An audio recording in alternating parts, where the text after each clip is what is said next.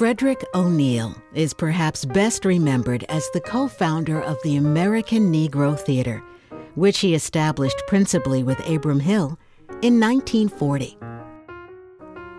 Like Frederick Douglass, for whom he was named, O'Neal was endowed with unimpeachable integrity and self-determination. In 1936, I came to New York, and there my first work was with Dick Campbell in his particular group there, the Rose and the Clement player.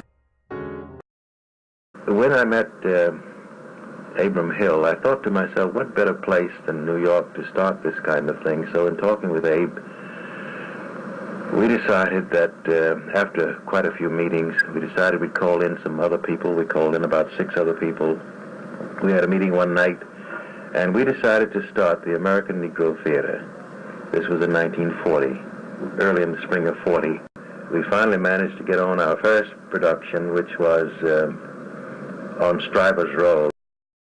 For the next decade after its founding, the American Negro Theater embraced the spirit of its predecessors, and O'Neal and his staff laid the groundwork for the Negro Ensemble Company, the new Lafayette Theater, Frank Silvera's Writers' Workshop, and generally paved the way for the insurgent black theater movement of the 60s.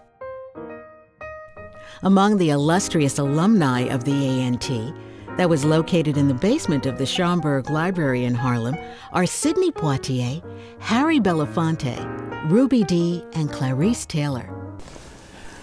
My name is Gertrude Hadley Jeanette. I got acquainted with the American Negro Theater in 1942. I was taking classes at the AFLCIO Baptist Church, the Reverend Clayton Powell Church. He ran a WPA school down in the basement, and I was taking a business course down in the basement. And Fred O'Neal was also there taking the same course. And he noticed that I stammered. And he said, after the class was over, he introduced himself to me and said, we have organized the American Negro Theater. It's right in the basement of the library. And we got wonderful speech teachers there, and I think they can help you with your stammering. And I said, really? He said, yes. He said, come around and join us. So later I did go around. I joined the American Negro Theater to take what I thought would be just a speech class. But the rule was that you'd have to take the whole course. That meant acting, lighting, dancing, voice, cleaning toilets, cleaning stage, painting flats. All of that was included in the course. Fred O'Neal was a splendid actor. He had worked in a company up in Harlem called the Rose McClendon Players. He'd worked there before he and Abe Hill formed the American Negro Theater. And I like to think of him as see, you're not born knowing how to do these things. You're born with great, what we call talent, which really is possibility more than anything else. And it really is hard work more than anything else. The doing of something over and over and over until it seems effortless. The American Negro Theater was one of the first theaters that said, we can do it ourselves. And they had 2 or 3 projects that switch, when you can do it yourself, white Americans always say, oh, wow, we better grab that. So they grabbed Anna Lucasta, moved to Broadway, and moved those artists into another kind of economic structure. And that economic structure meant, wow, man, I can pay my rent now. I can send my kids to school now. I can get paid for my art. Okay? While nationalists said, okay, I'm going to get me a regular job and do my art on the side. My art is never going to be able to pay for sending my kids to school, paying my rent. I got to get me a regular job. I got to be a social worker or architect or something else, you know what I mean? But Fred O'Neal and that group of artists was one of the first who said, I can survive on my art, you know? And they coalesced with everybody from Theodore Bickel to Herschel Bernardi to Julian Mayfield, all these wonderful artists, you know, who were a part of the radical left. We produced a play called Anna Lucasta, and it was quite successful. And we had a number of people who wanted to take it to Broadway. And the producer that won out was Jack Wildberg, taking almost all of the people who were in the play. And of course, hardly anybody knows about that play today, especially young people. And in a way, why should they? But the fact was, it was an enormous success in Harlem. And a Broadway producer, John Wildberg, came up to see it. Well, everybody came up to see it. The theater was on 135th Street, in the basement of the Schomburg collection. A small stage, but those limousines were there, and we were playing the packed houses, and Mr. Wildberg said, well, I'll take it down, put it on Broadway. What he said to me was, how would you like a job in the theater? Well, theater majors of any race at any school would kill to hear something like that. And Canada went on to explain that Anna Lucasta, the famous hit Broadway play Anna Lucasta, had come to Chicago a few days before that. I was not aware of that. I hadn't read about it. And that they were looking locally for understudies. And he told me to go the following Wednesday afternoon after the matinee performance, and to ask for the director, the Englishman named Harry Wagstaff Gribble, and additionally to tell Gribble that Canada Lee had sent me. He said, be sure to tell him that. I said, okay. Now, I neglected to point out that the summer before going to Northwestern, after I had ceased my job as the wartime substitute, etc., to get ready to go to school out in Illinois, that I had come to New York for a week's vacation, and that I had gone to see Anna Lucasta on Broadway. And of course I was elated to see that this company was on Broadway, etc. But I didn't know that they had moved to that they had moved the original company from New York to Broadway and had installed a new company headed by Ruby Dee in New York. The original company featured Hilda Sims in the title role, and Fred O'Neal was in the cast. Alice Childress was in the and her husband Alvin. They were in the cast. There was a a young man named George Fisher, who was in the cast, who years later changed his name to Brock Peters. Right. So anyway, I went down and told Mr. Gribble that Canada Lee had sent me.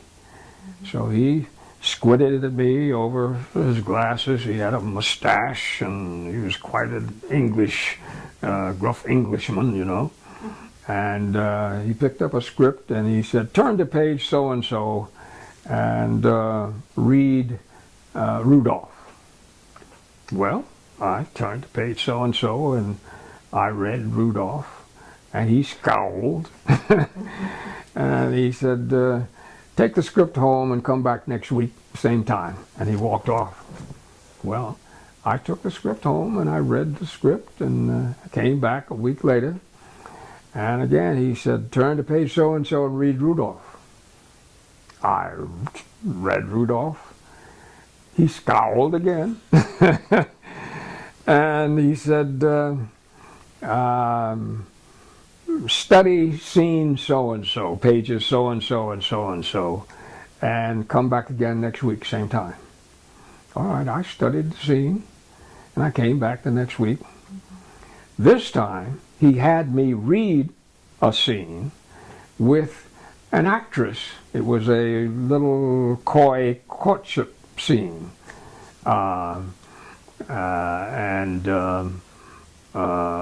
I had read it and prepared, and here was this gorgeous actress who was an understudy in the cast, who was going to read this scene with me. Well, I don't know. Maybe I was inspired by the presence of this lovely lady. But anyway, we read the scene, and when we finished, Gribble said, "That's it, sign him up." And I became an understudy in that cast. Well, that was when I met Frederick O'Neal, for the first time, because he was featured in the cast of Antilocaste. And as I said, the original company had now been moved to Chicago. So he was there. Now, the person who played Rudolph at that time was a young man named Earl Hyman. And as you know, Chicago has terrible winters. And people were, getting the flu or getting sick and this and that and the other. But not Earl Hyman. He was going to be there, no matter what. They have to drag him off the stage virtually. Well, nonetheless, eventually he came down with something too, so he was going to be out for a week or two. The actor named George Fisher was an understudy for Rudolph. I too was an understudy for Rudolph and a couple of other minor roles, but I had not had the advantage of playing that role or of completing the direction that I was being given by the stage manager of the company. So I had not rehearsed all of the scenes that Rudolph was in. So George Fisher went on in place of Earl Hyman, and I was put into the role that George Fisher was playing, which was a minor role of a sailor. And they got me ready. They put me in the sailor's uniform and said, "Now are you ready for this?" And I said, "Yeah, I'm ready." So I went on and I did the role, and I was congratulated after the first performance and all this sort of thing. And Hilda Sims came over and gave me a kiss, And I had arrived. I was a member of this famous professional company. Now, I also should point out that I did not leave my status as a student at Northwestern. I went to my classes in the day, and then went to rehearsals and the matinee performances in the afternoon, and then the evening performances, etc. But I was keeping my scholarship. I was keeping that going. When I graduated from Northwestern, I sent out, of course, the usual announcements of my graduation. I didn't expect that, everybody to reply or anything of the sort. But I sent one to Fred, and lo and behold, Fred sent me a beautiful alligator wallet as a graduation present. Now, I hadn't seen him for years, really, at that point. But I was happy to get that. I did come into New York and did make an effort to concerning the American Negro Theater, which was on its last legs at that point. There were a couple of meetings or gatherings, let's put it that way, having to do with the American Negro Theater on 125th Street. And I recall going to a couple of those. But I never really joined because it was not the organization it had been years before that had produced the great success of Anna Lucasta. Now, Abram Hill, who was a co-founder of the American Negro Theater, I met him for the first time. Abram had worked with Gribble in refashioning Philip Jordan's play into an African American milieu, and he said, and he and a number of other people said that the success of Anna Lucasta, in effect, destroyed the American Negro Theater, because prior to that, they had a flourishing thing going for a while in Harlem, but then when Broadway fame and Broadway money factored in, then that in effect destroyed the American Negro Theater. Now, I can't recall the specifics of my resumption of friendship with Fred O'Neal at that time, but I do recall that he was prominent in Actors' Equity, and he was involved with Actors' Equity, which was overwhelmingly white, of course, at that time, and still is. But eventually he decided he was going to run for president of Actors' Equity. Well, those of us who were black and a number of whites as well were elated and prepared to support him.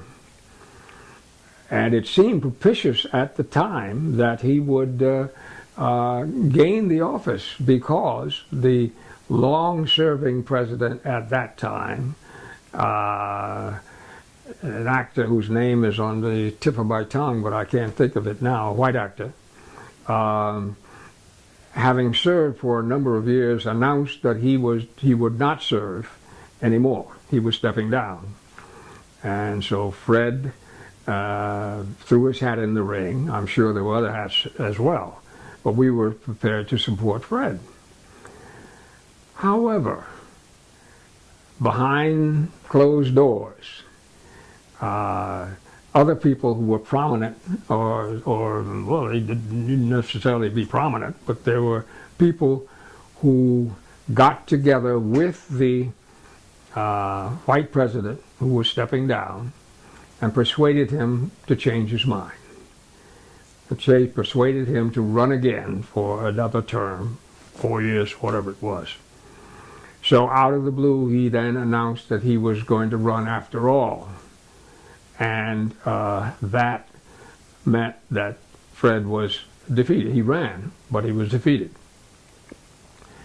4 years later, or whatever the term was, this particular actor said he definitely was not going to run again. And in the meantime, great support swelled up for Fred, and he was elected president of Actors Equity. Despite a remarkable debut on stage in the 30s, critically acclaimed Broadway performances in the 40s, and impressive film credits in the 50s, O'Neal was not content to get a mere foot in the door of the Great White Way in Hollywood while suffering through a welter of stereotypical roles. I think Mr. O'Neal really was a trade unionist who came along at the same time as a lot of other great actors. Acting is probably one of the few places where you've got more unemployed people all the time than you have employed people. And that's probably the norm for just regular actors. But when it comes to black actors, given all the other dynamics around it, I think Mr. O'Neal brought a particular perspective to this issue. The question of quality parts, the question of regular work, the question of fair treatment, fair, decent contracts. I met Mr. O'Neal when he became a member of the Executive Council of the AFLCIO. And those were the kinds of issues that just sort of found their way into the actors movement. And he at that time was president of Actors Equity, an organization representing just tremendously talented folk. But at the same time, black actors had their troubles just as a part of just having a meaningful career. I listened one time as Harry Belafonte talked about the struggles of actors, Cindy Poitier and others, trying to get decent parts, trying to get decent contracts, trying to get quality parts. And I think Fred came into the labor to advance that cause. Fred was a political activist as well. And the trade union gave him a platform to both carry on his career, to argue on behalf of decent treatment of actors, and at the same time be a force in the political life of the country. Meanwhile, O'Neal was a tireless advocate for the arts through his union activity, and most notably his leadership of the Actors Equity Association from 1964 to 1973, where he was the first African-American president. And the dedication he invested so relentlessly on behalf of such prominent local institutions as the Harlem Cultural Council and the Schomburg Corporation was also extended to the international arena. It was not until his final breath in 1992 that O'Neal relinquished his place on the ramparts for the arts and black theater.